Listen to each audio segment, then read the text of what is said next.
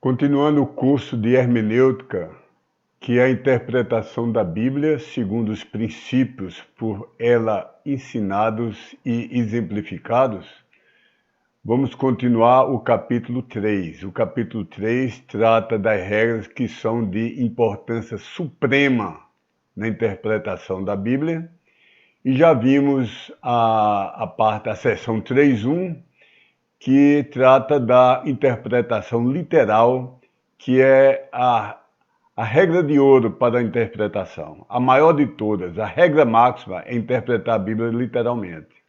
Agora vamos para a regra 3.2. Isso é tirado de um artigo do pastor David Cloud. A regra 2 é: a interpretação deve sempre se harmonizar com o contexto. Nada é mais importante do que isso, logo depois da regra da interpretação literal. Então, primeiro, interpretação deve ser literal, segundo, literal, terceira, literal. E quarta, essa regra diz que a interpretação literal, para ser literal, normal e óbvia, deve se harmonizar com o contexto. Então, essa regra é a seguinte: se a interpretação literal óbvia de um versículo, aparentemente, à primeira vista, apresentar alguns problemas honestos, então, primeiramente, tome a Bíblia que seja a tradução mais fiel dos textos receptos, que em português são a ACF 2011 e a LTT 2015, a Bíblia de Estudo Literal do Texto Tradicional. Ou em inglês, tome a King James 1611. Então leia devagar, estudando alguns poucos versículos acima e alguns poucos versículos abaixo da passagem que aparentemente tem alguma dificuldade.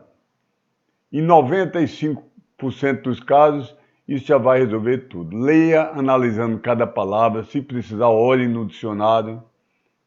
Pense bem, medite no significado literal de cada palavra, prestando máxima atenção, tanto do versículo que aparentemente tem alguma dificuldade, como os versículos um pouco acima e um pouco abaixo.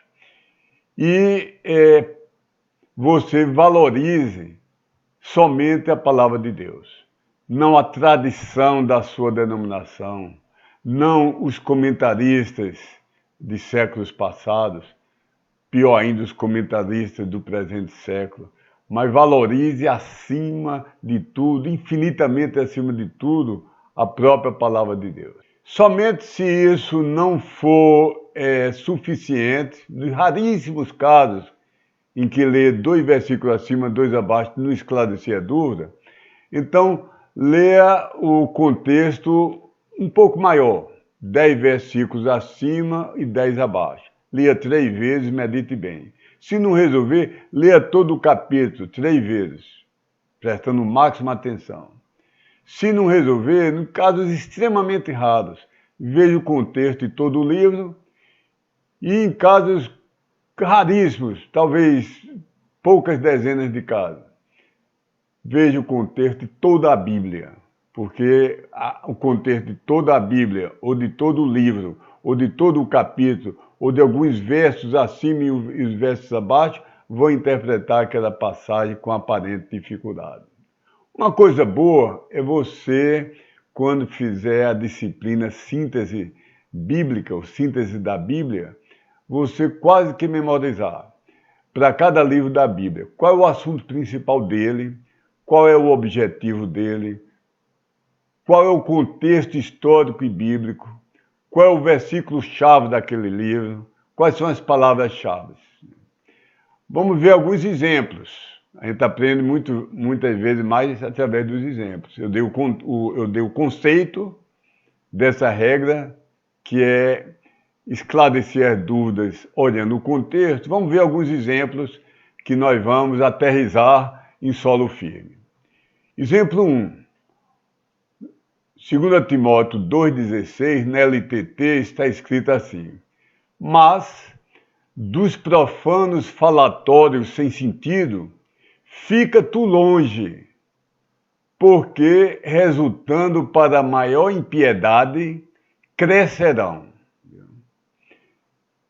Então, pode aparecer uma dúvida em algumas pessoas. O que significa profano falatório sem sentido? Então, alguma pessoa pode, por alguns segundos, ficar tentado a pensar: será que a Bíblia está dizendo aqui para eu não prestar atenção aos que os insanos, os loucos, internos nas instituições de doenças mentais dizem? Outra pessoa dizendo: não, isso aqui pode estar se referindo às blasfêmias, que a gente não deve prestar atenção somente nas blasfêmias daquelas pessoas que blasfemam todos os dias de sua vida. Mas isso não é interpretação dentro do contexto. Essa que somente é doido, a gente não deve prestar atenção a doido, nem a blasfemador extremo, isso não está dentro do contexto. E nenhum dicionário, ou de português, ou de grego, ou de hebraico, vai lhe ajudar. O que vai ajudar é você ver o contexto. Já dei vários exemplos. O exemplo mais clássico é quando a pessoa diz: essa cadeira é de ferro. O dia significa que ela é constituída de ferro. Quando você diz é filho de José, o dia significa outra coisa, que é descendente de. Quando você diz essa cadeira é de João, o dia significa é propriedade de João. Então a mesma palavra em português pode ter, de acordo com o uso e o contexto, algumas dezenas de sentidos diferentes, mas tão simples. Uma criança de 8 anos já está entendendo. Um rapaz de 12 anos é doutor nisso, não se engana. O contexto é que diz o significado das palavras. Se você diz, é um exemplo muito banal, mas se você diz: eu comi uma manga e estava gostosa, você não vai pensar que é manga de camisa. Se você diz: olha, antigamente se usava candeeiro e tinha que ter cuidado para não tocar na manga, senão queimava o dedo. Ah, essa manga é aquele vidro no candeeiro. Então o contexto, imediatamente, com a fração de segundo, todo mundo entende. Então, o contexto é importante, e o contexto, você estudar gramática e dicionário, não vai lhe ajudar, não. É você observar o contexto. Outro exemplo, que eu já dei também. Se alguém diz: a minha esposa e minha mãe compraram um pó muito bom, você imediatamente entende que aquilo é pó compacto. A palavra pó se refere a pó compacto. Se você ouve um traficante passar na rua e diz: olha, chegou um pó muito bom da Colômbia, não sei de onde, você entende que aquilo é cocaína. No mesmo segundo, sem nem ter nenhuma dúvida. Então, nós observando o contexto, nós vamos, e com a ajuda do Espírito Santo, nós vamos entender todas essas passagens problemáticas. Quem quer ser sincero e busca Deus, o Espírito Santo vai lhe ensinar. É só estudar um pouco, tem que ter um pouquinho de trabalho. Ler um pouquinho na frente, para trás, acima, e ler um pouquinho abaixo. Viu? Então, o que é que quer dizer profano falatório sem sentido aqui em 2 Timóteo 2,16? Olha, só é ler um pouco mais. Viu? Se você ler um pouco mais, a passagem toda, versículo 16, diz: evita os falatórios profanos, porque produzirão maior impiedade.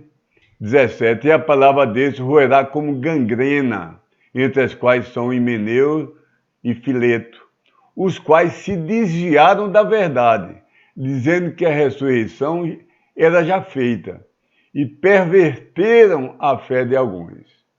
Então, qualquer crente cuidadoso que for examinando esse contexto mais próximo, vai ver que é doutrinas que se desviam da verdade e da Bíblia. Doutrinas que produzem maior impiedade. Vou reler aqui. Olha, a primeira parte do versículo 16 diz: evita os falatórios profanos. Lê o restante do versículo, não para aí. O restante do versículo diz: produzirão maior impiedade. O falatório de doido, pronunciando palavras incompreensíveis, não vai produzir maior impiedade no mundo, na igreja e no lar. Então, a Bíblia mesmo se explica. Falatório profano não é falar palavrão, o mundo descrente. É quem dentro da igreja, o falso pastor, o lobo, o devorador, o mercenário, que ensina doutrina contrária à Bíblia e produz maior impiedade. E a Bíblia diz que a consequência é que isso roerá como gangrena. Você já viu gangrena? Eu já fui no hospital, na ala de doenças infecciosas.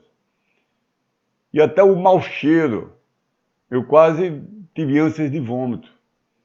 A carne começa a apodrecer, fica preta, exala mau cheiro. Se não for amputado aquele membro rapidamente, a pessoa certamente morrerá. É carne morta ainda ligada a seu corpo. E diz que esse falatório profano, no versículo 18, diz que Himeneu e Fileto, que tinham esse falatório profano ou de doutrina diabólica, falsa, errada, enganadora, eles tinham se desviado da verdade. E a consequência é que perverteram a fé de alguns. Então, o contexto explica tudo. Esse falatório profano não é fala de doido, nem é fala de um blasfemador lá num programa de obscenidade. Isso não vai ofender a igreja. O que vai ofender a igreja é um falso pastor, um falso mestre, um falso professor de seminário ensinando heresias. Isso é que é o falatório profano que devemos evitar. Também produz maior impiedade. Viu? Impiedade é particularmente a carnalidade religiosa. Quando a gente fala em carnalidade, só pensa que é adultério, bestialidade, homossexualismo, incesto. Mas a pior carnalidade é a carnalidade religiosa, que leva a pessoa a fazer jejuns muitos dias, ficar magrinho como um palito, todo mundo dizer que homem santo, veja, jejua tantos anos, tantos dias. Vi aqui perto do onde eu moro, tem uma escadaria de uma igreja católica, onde anualmente há pessoas que sobem a escadaria para pagar a promessa com os joelhos nus. Vão com uma bermuda curta e sobem aquelas dezenas de degraus de joelho, às vezes chegam lá em cima já deixando rastro de sangue. Isso é carnalidade religiosa. E há entre os crentes, os que se dizem evangélicos, há muita carnalidade religiosa. A carne é muito religiosa. Já vi em Petrolina, numa procissão lá, parecia uma procissão do fogaréu, homens adultos se cortando a si mesmo, se fustigando. Alguns que eu vi tinha uma roda afiada de aço, alguma coisa afiada, e tinha um barbante e batiam assim nas costas e o sangue escorria. Isso é carnalidade religiosa. Pensar que flagelando o corpo, fazendo certas coisas, jejum, oração por várias horas, varando a noite, penso que com isso são superiores. E a Bíblia diz que quando a pessoa jejuar, ninguém deve saber. Talvez a esposa não estando em casa não saiba, a esposa estando é a única que vai saber. Mas não diga na igreja. Se jejuar, não diga a ninguém, senão você perderá seu galardão. Se der uma esmola com a mão direita, a esquerda não sabe. Se for canhoto, der com a esquerda, a direita não deve saber. Deus quer que as coisas sejam feitas em secreto, em segredo, para não agradar a nossa carne. Vou dar outro exemplo, onde o contexto explica tudo. Tito 3,9 é um verso talvez parecido, diz, mas não entres em questões loucas. O que é que quer dizer? Não entre em questões loucas. Algumas pessoas dizem, não entre não vá discutir com doido. Quem discute com doido é pior do que doido. Nós já vimos que não é isso. Viu? Mas outros dizem, e eu até já caí nessa armadilha no início da minha vida cristã, porque me ensinaram, eu não examinei bem, e comprei aquele erro. Alguns dizem, nunca responda nenhuma pergunta. Você vai evangelizar e a pessoa pergunta uma coisa, não responda, né? Para não se desviar do caminho principal. Talvez, como uma regra geral, faça algum sentido, né? Se eu vou daqui de João Pessoa para Campina Grande, eu não posso passar, olha que árvore florida naquela montanha, e desviar para ali. Depois, quando chega na montanha e fotografar aquela árvore, diz, olha que outra coisa linda, uma cachoeira linda ali a 10 quilômetros, eu vou para lá. Daqui a pouco vou para outro canto e nunca chego onde eu queria chegar. Então, se você for evangelizar e a pessoa começar a usar muitas desculpas, talvez o Espírito Santo lhe dirija, lhe oriente. Você dizer, meu amigo, eu vou responder isso depois, mas deixe-me primeiro apresentar a coisa principal. É como você precisa ser salvo, Deus quer que você creia e seja salvo, e eu vou lhe mostrar pela Bíblia o que é necessário você fazer. Depois eu respondo essas outras questões. Aí vê quando a pessoa é salva, e você vai responder as 35 questões que ele fez, ele vai dizer, não precisa mais não. Isso era secundário, eu estava usando isso como cortina de fumaça, e agora perdeu a importância. Eu ia perguntar, por que não pode dançar, por que não pode jogar na loteria, por que não pode fazer isso? E agora que eu estou salvo, isso perdeu a importância. Então, muitas vezes faz sentido isso. Mas às vezes a pergunta é sincera. Eu vou dar um exemplo. No meu caso, eu fui evangelizado 26 sábados. Como eu fui duro, não conheço uma pessoa, um pecador mais ímpio, mais degradado do que eu fui. Duro, revoltado, coração de pedra. Um homem miserável. E aquele missionário Charles Smith, 26 vezes me recebeu na casa dele, quase algumas horas, quase a tarde toda do sábado. E foi mostrando na Bíblia. Eu tinha comprado um caderno para ler a Bíblia e procurar achar erros na Bíblia, e só achei erros em mim. Mas ia com aquelas perguntas mais clássicas dos loucos ateus. Com quem Caim casou? Perguntas tolas dessa maneira, que eram tentando escapar da mão de Deus, do chamado do Espírito Santo. E aquele homem foi sábio. Ele respondeu às perguntas, mas ele respondeu de uma maneira invulgar. Ele via que eu estava com o espírito belicoso, de briga, e ele dizia, ele, me faz um favor, lê em voz alta para mim esse versículo. E aquilo me quebrava por dentro. Eu podia não demonstrar, mas aquele rochedo, mais duro do que a pedra da Gávea, começou a rachar lá de dentro. Eu não dava o braço a torcer, mas aquilo foi tocando em mim. Porque eu sabia que era a palavra de Deus que eu estava segurando na mão. Minhas mãos ficavam trêmulas. E eu sabia, mesmo tendo vindo do catolicismo, passado pelo ateísmo, feito umas visitas no espiritismo, no candomblé, me arrastado no mar do pecado, da lama do pecado, mas Deus me dava um respeito pela Bíblia. Então, quando ele viu que eu estava pronto, ele fez o convite, você está arrependido do seu pecado? Você quer receber Cristo como seu Senhor, dono e controlador, o seu Salvador pessoal? E aceitei Cristo ali na sala de copa, entre a sala de copa e a cozinha daquele meu amado amigo. Então, isso não quer dizer, nunca responda, em hipótese nenhuma, responda a pergunta de ninguém. Isso eu falei agora do ponto de vista prático. Mas, se a gente for olhar na Bíblia, embora hajam casos como Nicodemos, que foi com arrudeus, e Cristo foi logo diretamente no que interessava, Nicodemos começou elogiando, mas arrudeando, e dizendo, Senhor, homem nenhum pode fazer essas coisas se não for de Deus. Jesus nem prestou atenção e disse a Nicodemos que se ele não nascesse de novo, nem podia ver o reino de Deus, nem podia entrar.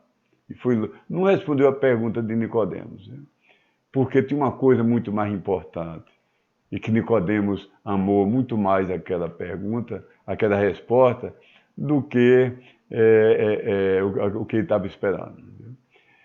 Outras vezes as perguntas são insinceras, feitas somente para escárnio, para zombaria, para contenda sem fim, para levar as pessoas ao redor a zombar talvez nesse caso não se deva responder. Ou então deve-se dar uma resposta forte que desmascara a pessoa.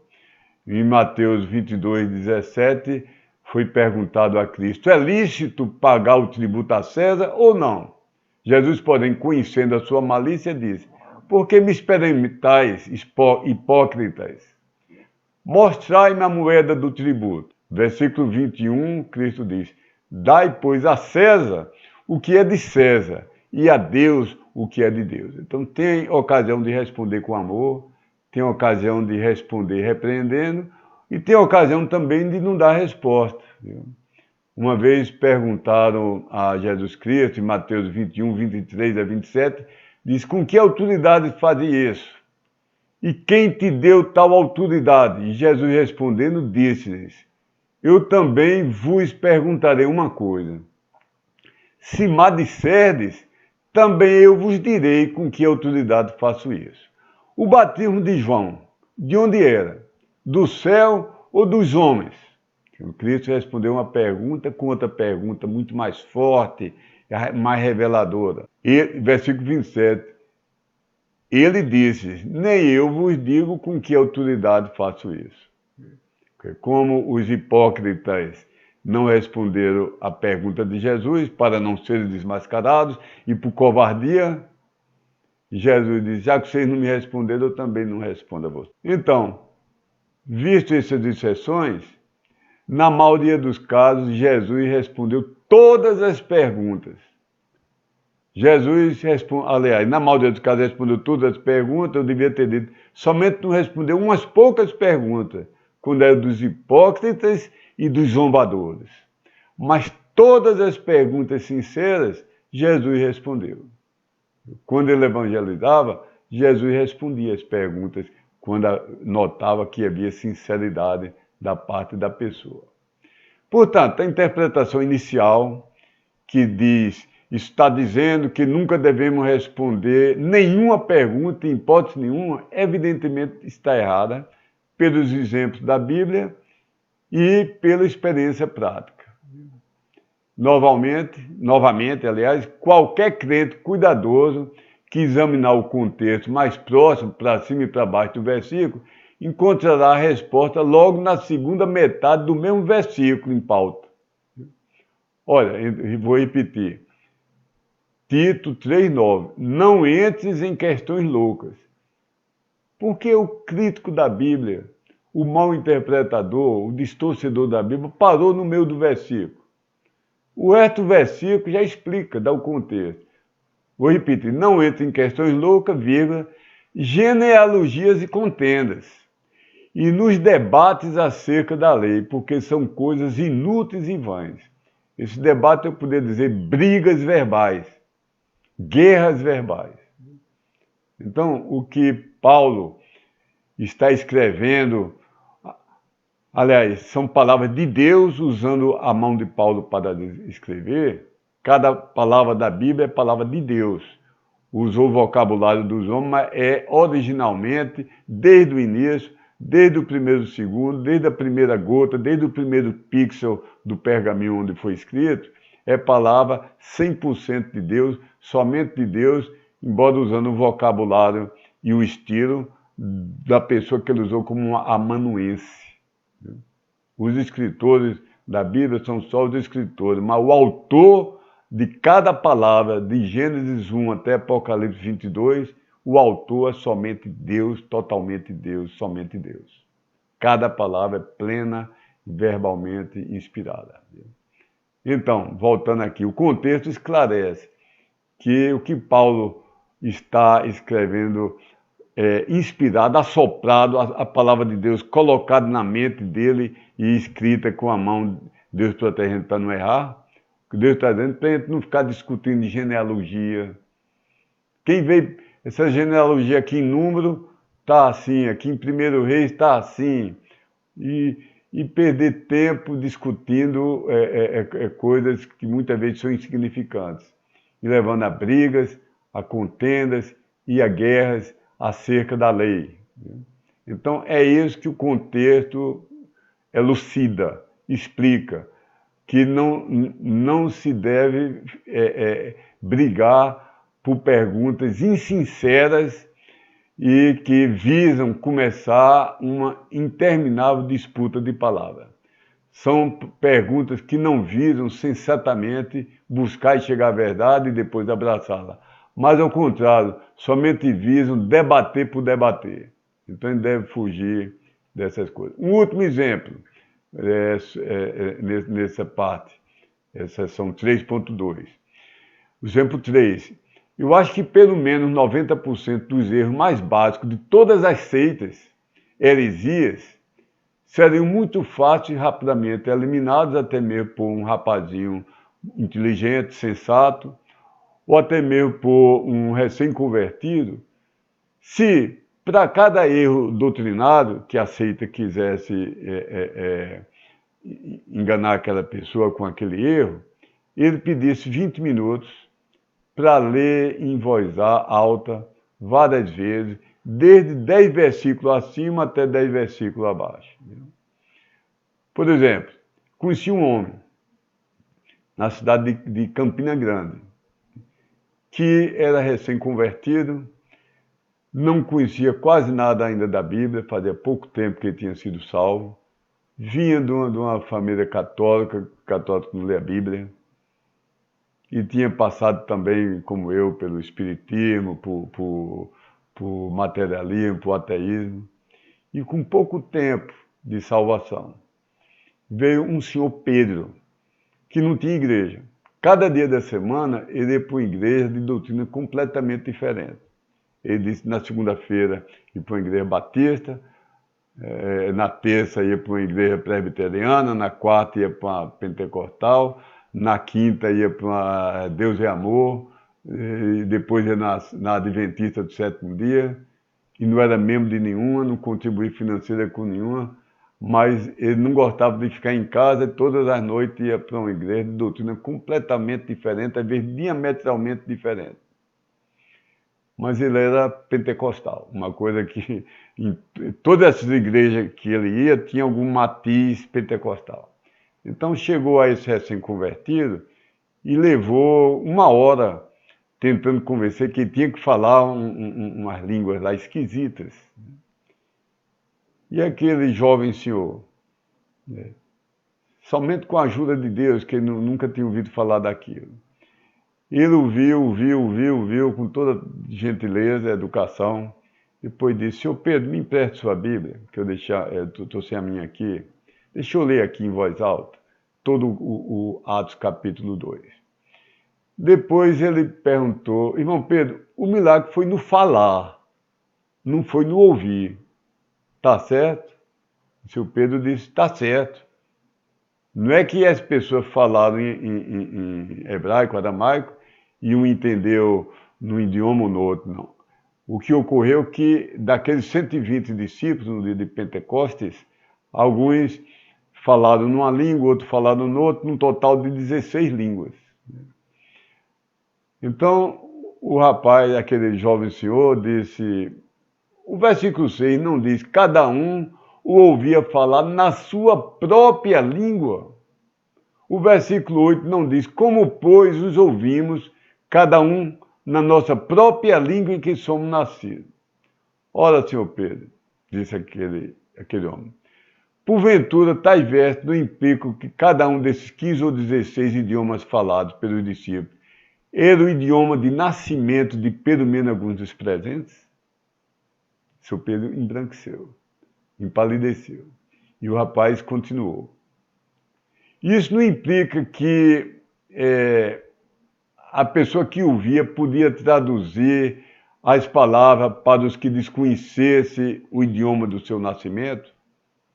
Isso é, se ela houvesse uma pessoa da Pérsia e ouvisse um dos discípulos falar no idioma da Pérsia, aquela pessoa tinha capacidade de traduzir do idioma dos persas para o idioma dos egípcios se ele conhecesse os dois idiomas.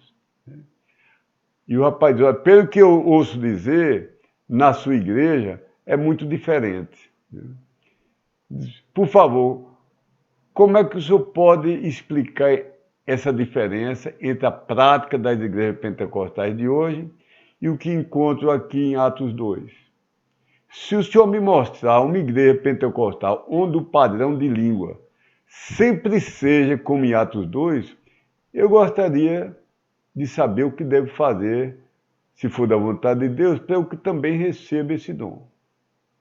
Mas se o senhor não me puder mostrar essa igreja, bem, o senhor me desculpe, mas eu estou achando isso muito estranho e precisarei pensar e estudar muito sobre o assunto, usando somente a Bíblia. Então, esse foi um exemplo onde o contexto, até para uma pessoa de poucos meses de salvação, resolveu tudo. Contexto, contexto e contexto. Essa é a maior e suprema regra dentro da interpretação literal óbvia da Bíblia. Como exercício para a semana, eu deixo o seguinte. Use o contexto de toda a Bíblia agora.